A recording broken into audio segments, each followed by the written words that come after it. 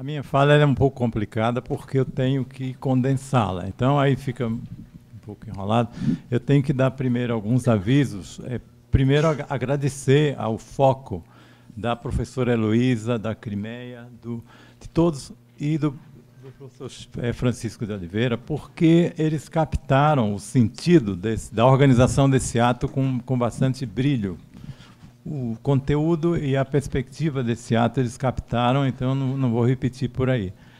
Também queria fazer uma notificação, é que o Murilo Leal, que é um professor aqui da USP, da Unifesp, ele fez uma espécie de síntese do Olavo Hansen, que está mais ou menos colocada naquele cartaz, e ele não pôde vir, mas ele se faz presente em apoio a esse ato amplo que está sendo feito aqui, muito bonito.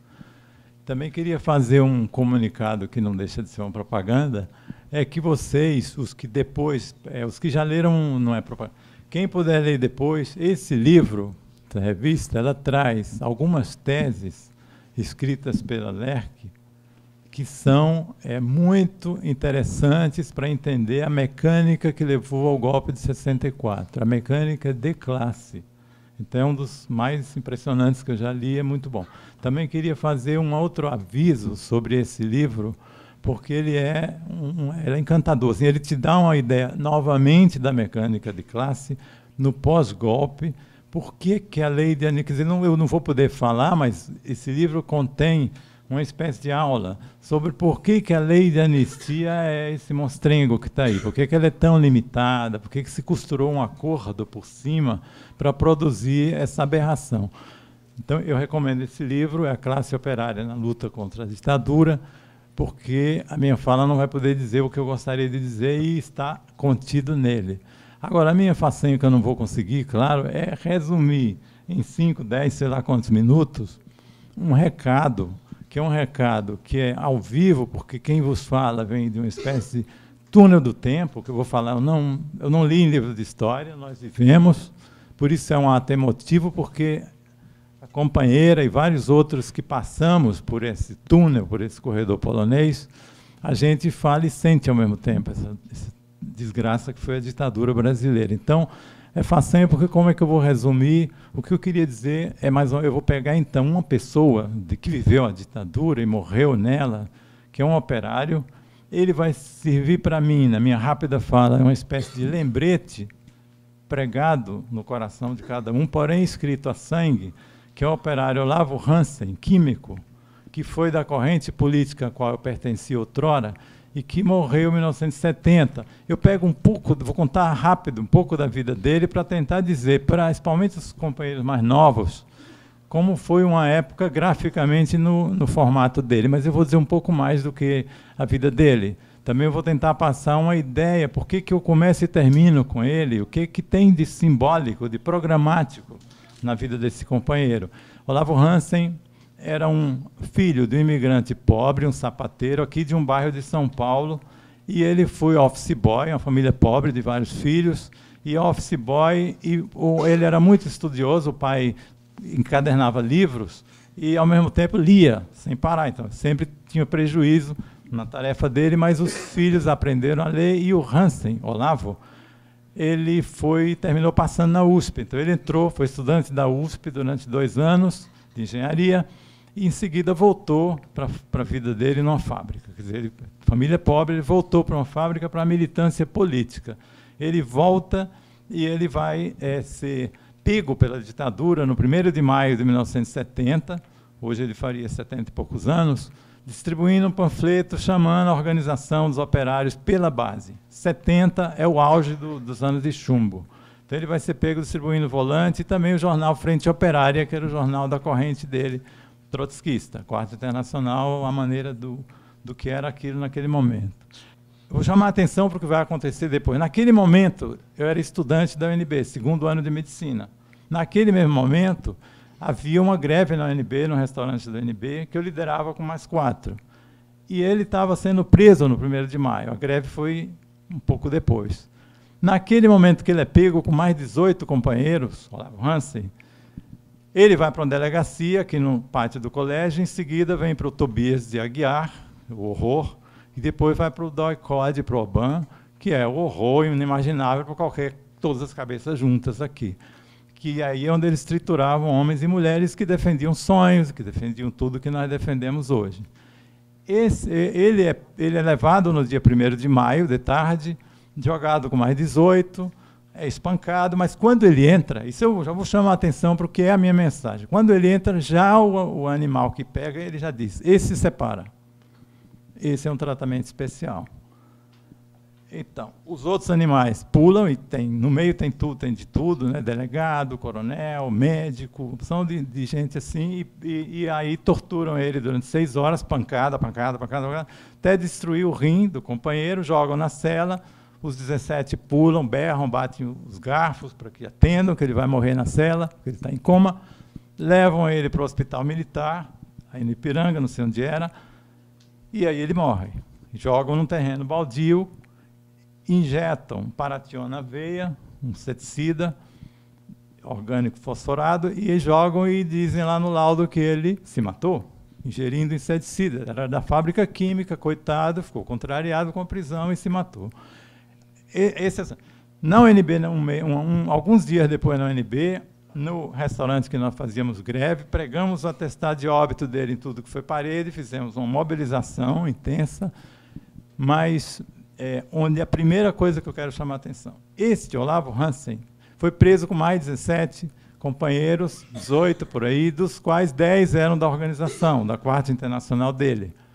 Na UNB, nós lideramos e fomos presos também, mas uns 20 de nós fomos presos lá, eu era apenas iniciante, tinha muita coisa na cabeça, mas liderava a greve e nesse momento os presos lá, como cá, só a ditadura escolheu para exterminar imediatamente.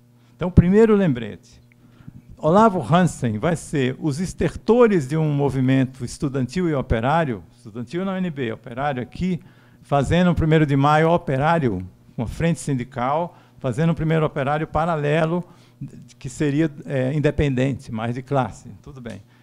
Primeiro lembrete, ele é pego, não é por acaso que do grupo de 40 quase que foram presos, ele é o escolhido para morrer.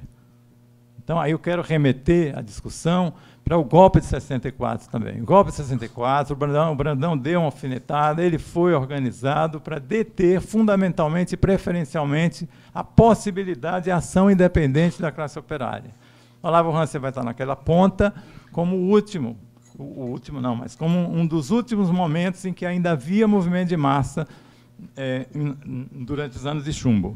Lembrem que o milagre começa em 69, mais ou menos, até 73, é um oba-oba de consumo de classe média, de ano de chumbo bem forte, e aí já é outra situação.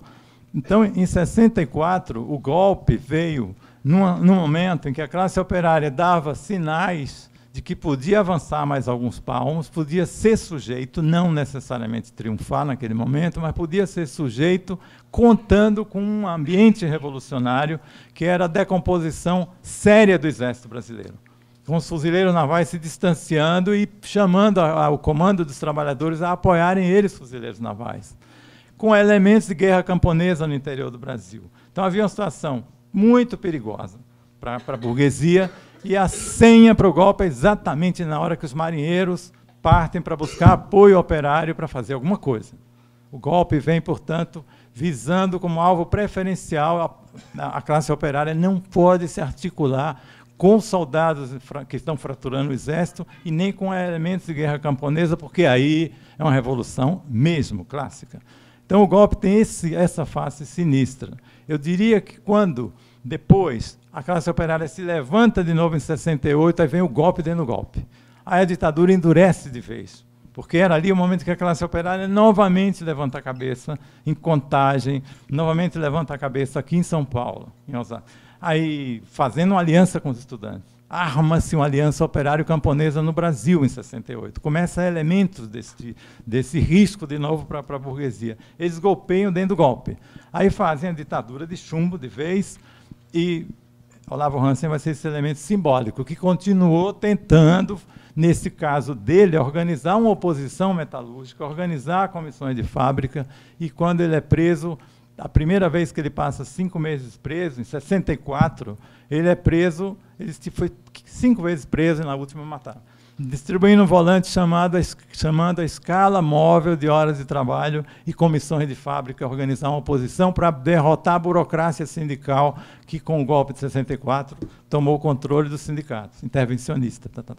Então, tem um fio que a gente tem que resgatar, que eu queria aproveitar no pouco tempo, que é telegráfico, que é assim, a estratégia mais brilhante que apareceu nesse país, eu percebo que, naquele momento, tomava essa forma, que era uma estratégia proletária, de organizar a classe trabalhadora, os aliados pobres, os camponeses, todos os oprimidos desse país, negros, de toda a espécie, organizar num bloco com a classe operária como caudilho para pôr abaixo a mesa, porque a burguesia não teme nem respeita outra coisa, não teme nada a não ser a greve operária que para a produção. O resto, ele tolera, intimida, coopta, faz o diabo. Mas se o resto, se todos os movimentos populares estiverem junto e na direção, a classe trabalhadora tem jeito de não ganhar a parada. E a burguesia, sabendo disso, é que ela se movimentou em 68, se movimentou em 64 e matou Olavo Hansen. Era o miolo da questão. Por isso que dos 30, 40 que foram presos, ele foi, separa esse aí. E aí deu surra até quebrar o rim e matar. Ele ficou 3 dias sem urinar, já em coma. E aí jogaram no terreno baldio. Depois disso, começou um processo onde a classe operária novamente levanta a cabeça, que é em 78, 9, por aí, para ser sujeito histórico. Eu diria que aí vem a segunda morte de Olavo Hansen. A primeira morte de Olavo Hansen foi física. E ele morreu sonhando e lutando, e era uma pessoa generosa, que não vou ter tempo de descrever. Eu fui preso distribuindo um panfleto contra a morte do Olavo Hansen na ANB. Então, meu batismo já foi com ele. Para mim, ele é significativo. Quando a classe operária levanta a cabeça nas greves, que o Lula vai ser líder, eis que, de novo, Olavo Hansen se põe em movimento, claro. Porque esse era o sonho dele, que a classe operária se levantasse de baixo para cima, começasse a organizar um novo sindicalismo antiburocrático para varrer com que... Novamente ele morre, Olavo Hansen, simbolicamente agora. Porque a classe operária se levanta, ela mostrou o potencial para fazer um partido seu independente com a sua cara, uma transição para uma outra coisa, com a sua cara, que não fosse cozinhada nem costurada com a elite militar nem burguesa, portanto, derrubar a ditadura com métodos proletários, que essa era a estratégia que eu considero mais brilhante, que está bem descrita aqui, e, nesse momento, eis que costura-se um acordo por cima para fazer uma transição pactuada, onde o torturador vai ser igualado ao torturado. Então, mataram Olavo Hansen novamente.